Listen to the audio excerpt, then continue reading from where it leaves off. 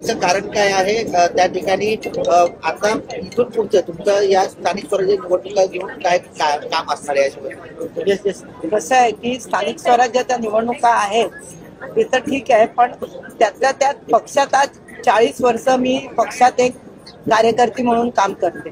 पक्षाने माझ्यावर न्याय केलाय. मी असं नाही सांगणार की पक्षाने अन्याय केला. मी असं नाही सांगणार की पक्षामुळे मी जे काही आहे ते पक्षामुळे आहे. पण त्यातल्या त्यात कितीतरी नासके असे जे कार्यकर्ते असतात की ज्या कार्यकर्त्यांना आपल्यापासून जळण असते, आपल्यापासून दुःख होतं आणि म्हणून माझा कुठेतरी त्यांना नायनाट करायचा असतो म्हणून त्यांनी हे केलं. त्यामुळे अशा लोकांना धडा शिकवण्यासाठी मी आज या शिवसेना पक्षात प्रवेश केलेला आहे.